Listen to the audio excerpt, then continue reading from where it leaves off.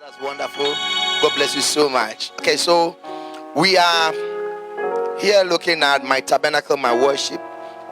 And for those of you who've been following us for some time, we have started this series a couple of months back.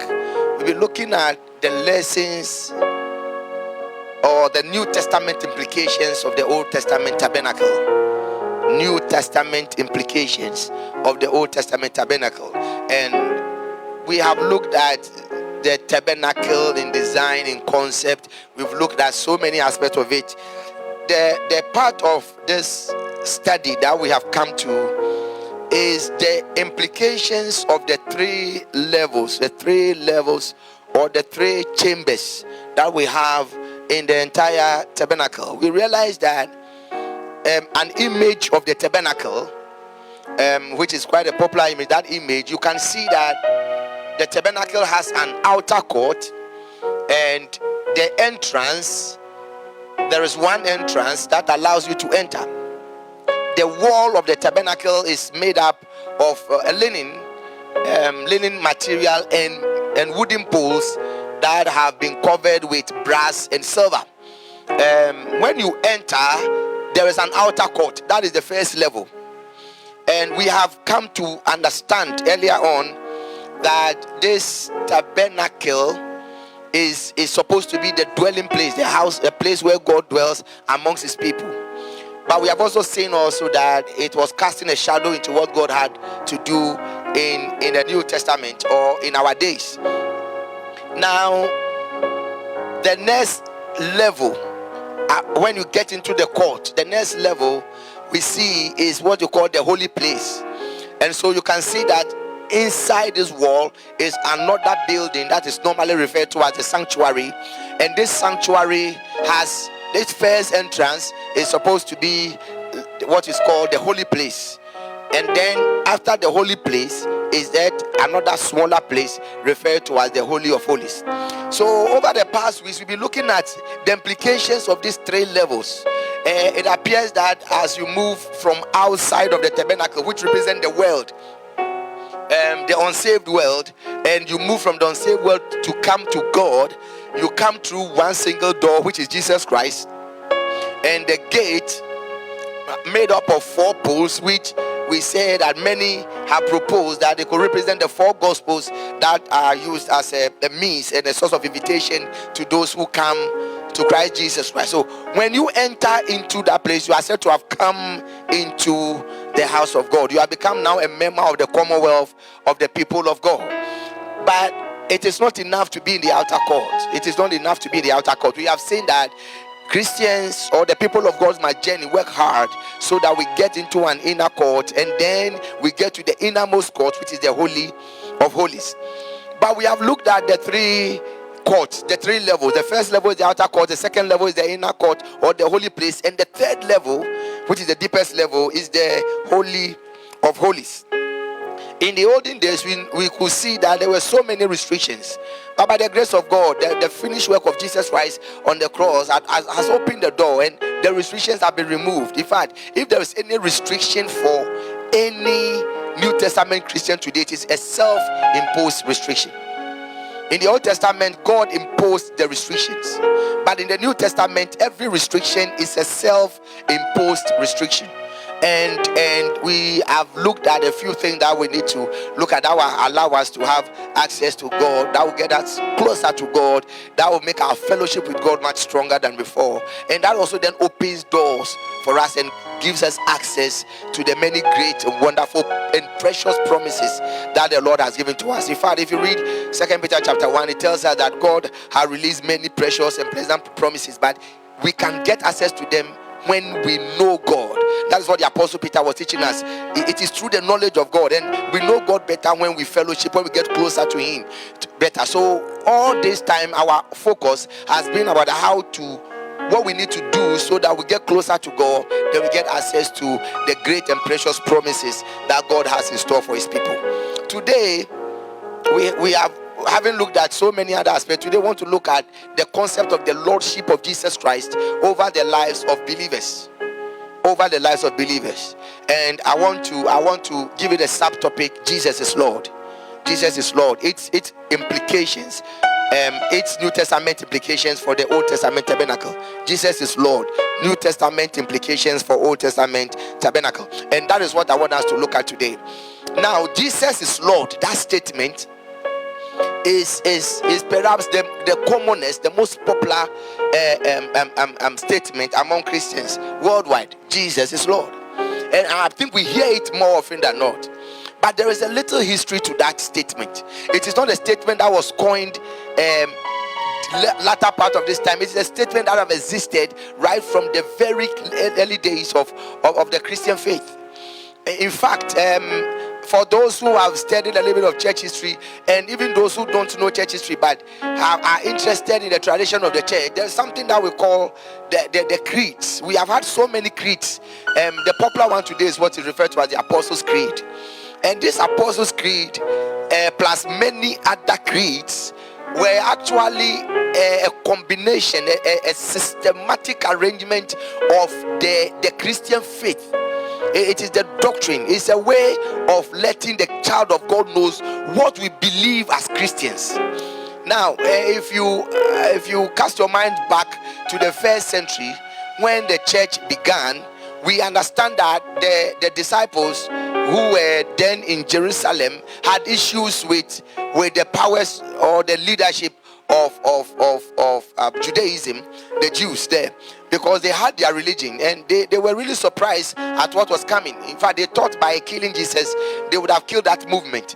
Unfortunately, the death and resurrection of Jesus Christ turned everything all around, and this Jesus movement kept increasing, and later on many Jews were turned to the faith.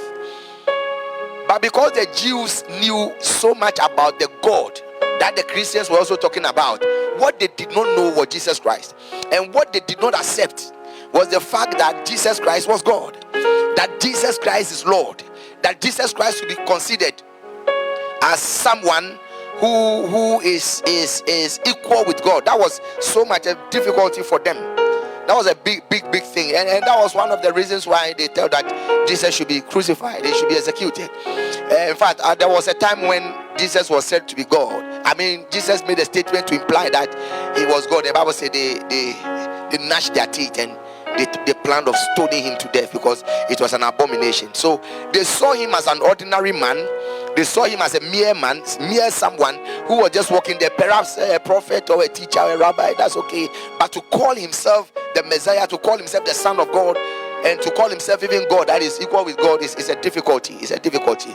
And so what actually was happening was that when Jesus died and he rose again, and then the Holy Ghost came and the church was born, the disciples and the apostles went out preaching the gospel. Now, as they preached the gospel, some believed, but the confession you have to make to prove that you have believed and that you have to join the Christian fold was to accept and to acknowledge that the Jesus who rejected yesterday is Lord. So even though the creed came later and it said so much about Jesus Christ, so much about God, so much about the Trinity, and so much about some of the basic Christian doctrines, Jesus is Lord is accredited to be the very first creed of the Christian church. Because when the creed came, people confess it to show that I'm a Christian and I believe in Jesus Christ, and this is what we believe. So you confess the creed to affirm your faith in Christ and your faith in the Christian faith. And so they have said that Jesus is Lord was the first creed of the church. Any Jew who turned to the Christian faith must confess Jesus is Lord. Jesus is Lord, and that confession has been held on, and that was the reason why it was so important, so crucial a statement that it could survive 2,000 years. That statement, Jesus is Lord. So just take it like that. That today, Jesus is Lord is not a 21st century phenomenon, neither is it a 20th century phenomenon. It is something that started from the very first century, and it has come to stay. Jesus is Lord. But in 1 Corinthians chapter 12, the apostle Paul made a certain important statement about Jesus is Lord. In fact, when he was talking about the spiritual gift, not just about introducing or the introductory part of his teaching on the spiritual gift, he said that no one could say Jesus is Lord. I think in 1 Corinthians chapter 12, verse 2 and verse 3, or verse 4, thereabout, he said that no one could even say Jesus could declare Jesus Christ to be Lord except by the Holy Ghost. And what he's saying is that it's difficult, it's not an easy thing for a Jewish person to come to faith in Christ and accept that the Jesus we crucified is Lord. It is Holy Ghost, it is the Holy Spirit that must convict someone. So he's talking about the fact that no one can come to faith in Christ except the Holy Ghost has convicted you. You can't say Jesus is Lord. You cannot profess the Christian creed unless the Holy Ghost is at work in you. So what does Jesus is Lord mean? And today I want us to look at the terminology Jesus, or that statement Jesus is Lord, in the light of the three stages or the three chords or the three levels that we have in the tabernacle. The three levels that we have in the tabernacle. So let's look at it. This is the tabernacle. No one, and we have said from the beginning, and for the benefit of those who are watching this for the first time or were not with us from the beginning of the series, the tabernacle that was built in the Old Testament was showing us God's design plan for salvation. So if you want to give it a New Testament interpretation, what we are saying is that anyone that is outside of this wall is considered to be in the world today. We have said that for the Israelites at the time, they never entered this place, or not everyone entered, but we knew that the priests who were entering there and offering sacrifices were entering there on their behalf. So any priest that entered on behalf of the children of Israel. Okay, so once the priests have entered, it's considered that they have all entered. But the New Testament, we are entering for ourselves. Okay, everyone enters by itself. If you are outside of this tabernacle, you are outside of God and you are in the world. But how can you enter? The first thing you do is to acknowledge the Lordship of Jesus Christ. In fact, the Apostle Paul says in the book of Romans that if you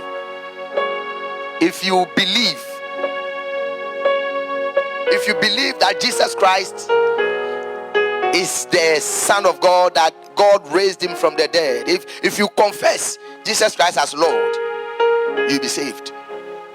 In fact, that statement is so crucial, it's so important, and we need to get that one. So look at the tabernacle on the screen. The first thing you need to do to enter is to acknowledge the Lordship of Jesus Christ. So when anyone says Jesus is Lord, the first thing is that you are looking at Jesus Christ for who he is, and you are accepting, you are acknowledging, you are saying that Jesus is Lord. Jesus, you are Lord, and that is about Jesus. No one who refuses to accept or to acknowledge the Lordship of Jesus Christ can ever get New Testament salvation. Everyone who would get New Testament salvation must first of all acknowledge the Lordship of Jesus Christ. So that is the first level. When we say Jesus is Lord, that is the first meaning, the first implication, that you acknowledge that Jesus is not just an ordinary person. You acknowledge that Jesus is not just a mere prophet. Jesus is not just an ordinary rabbi. He is Lord. He is Lord. Someone must accept that Jesus is no mere man. Jesus is not just like one of the prophets. He is Lord. And that is the first thing you need to do. That is the first thing you need to do. That's the first thing you need to appreciate. That is the first thing everyone who really want to come to faith in Christ must acknowledge. Jesus is Lord. And this acknowledgement or this acceptance is something that is outside of that belief. I see it is your faith in who Jesus is. So that is what the Holy Ghost does by convicting you, coming to accept the Lordship of Jesus Christ and saying that he is Lord, and declaring it for everyone to know that I agree, I accept, I acknowledge that Jesus is no ordinary man. He is Lord. That is level one. And once you have that kind of acceptance, you get entrance into the outer court. So Jesus is Lord at the outer court means that you see Jesus for who he is and you proclaim it to the world.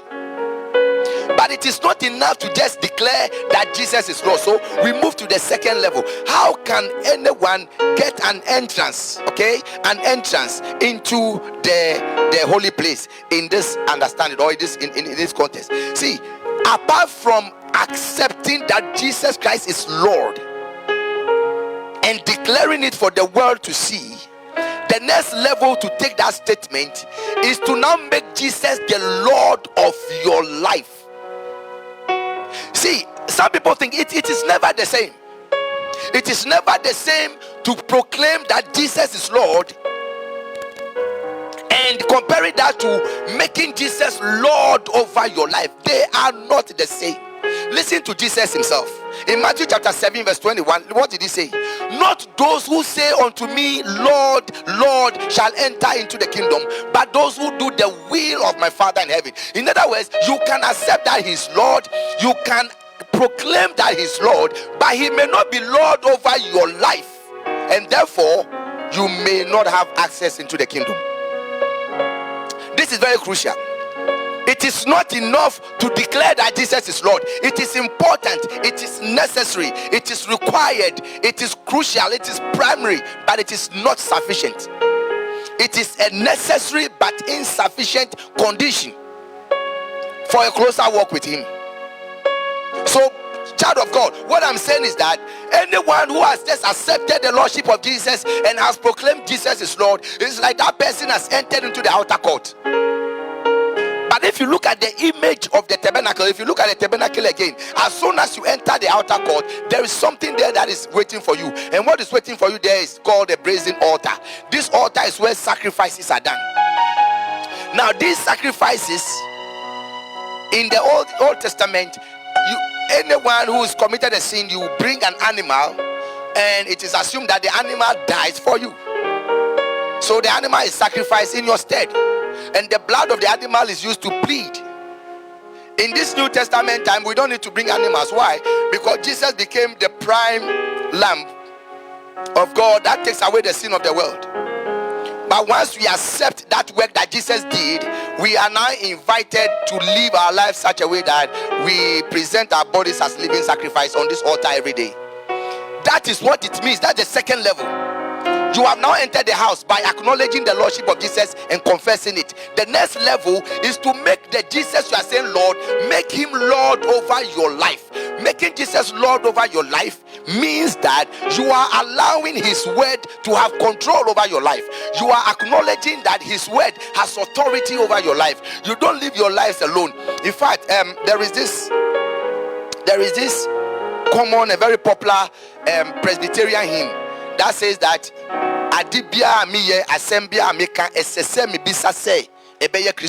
that is when Jesus is Lord over your life. That is when Jesus is Lord. When you want to move, you want to find out whether it pleases Jesus. When you want to speak, you want to find out whether it pleases him. When you want to act or you want to refuse to act, you want to find out whether it pleases Jesus. In fact, anytime you want to make a major decision, the most important question is WWJD. What would Jesus do? That is when Jesus is Lord over your life. So what we are saying is that when you just accept the Lordship of Jesus and you confess it, it gives you access into the court. But to make Jesus Lord over your life is when you are putting your life on the altar, and then you look at the brazen sea, which contains the water, as a way of sanctifying your life, living a sanctified life every day. So where are you? Are you just that person who has just accepted Jesus as your Lord, and you are just proclaiming that Jesus is Lord, but he does not have control and there's no lordship over your own life? You must submit your life to him.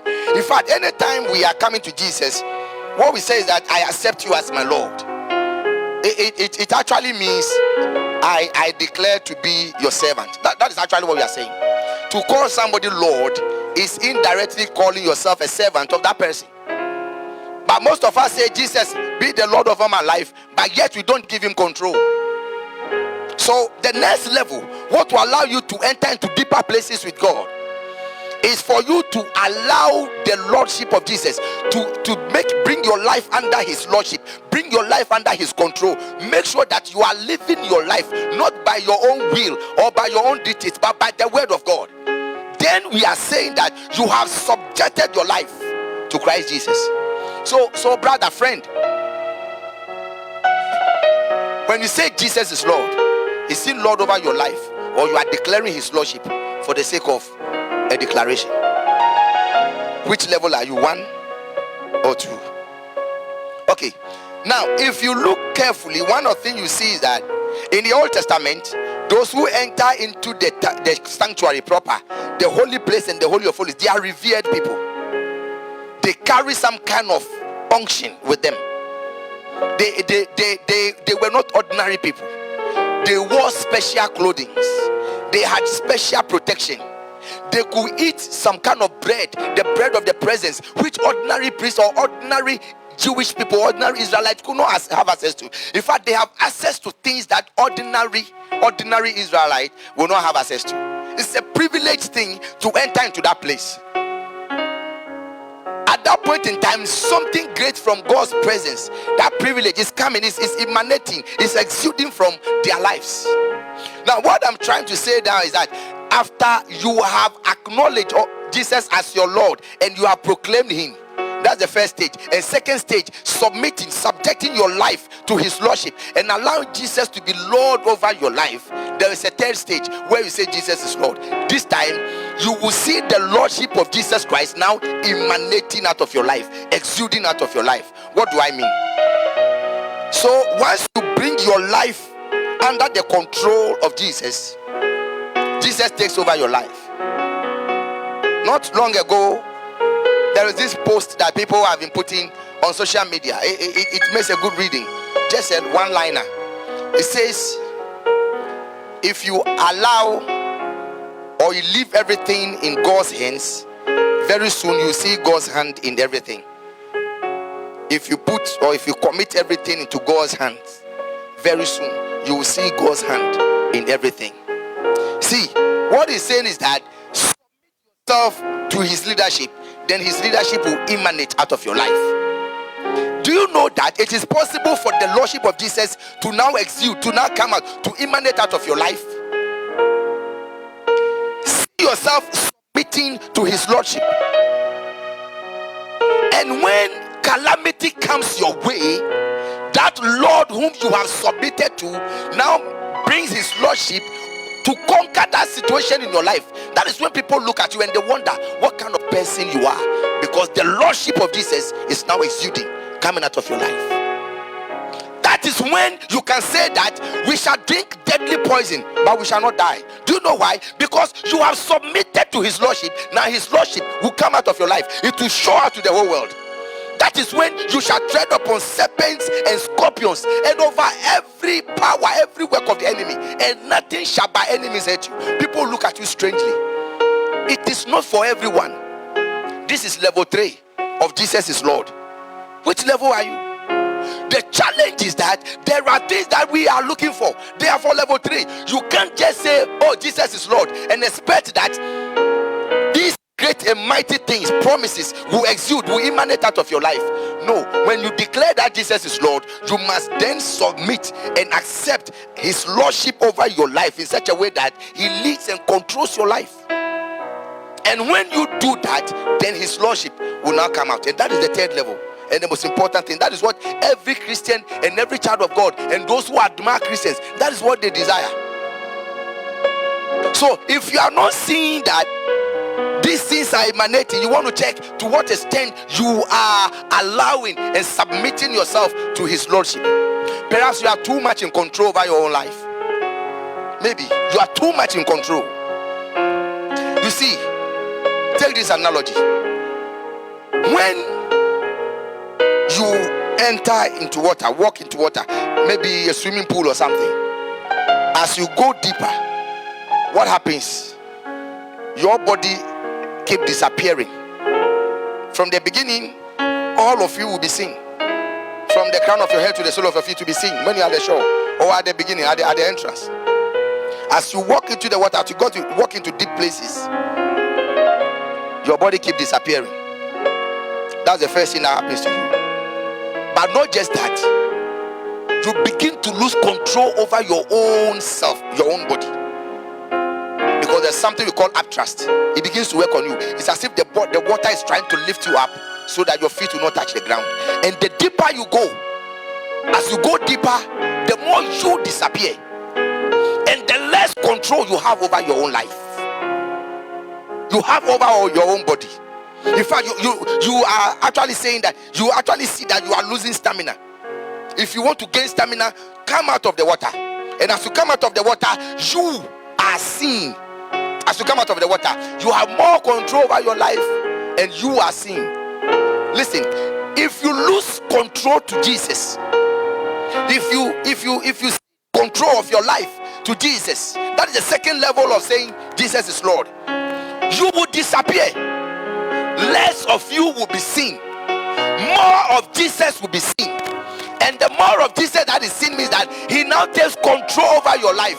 He is now in charge of your life. He is now over your life. He is now responsible for your life. That is the reason why when the serpents and the scorpions come, he will deal with them. And nothing shall by any means hurt you.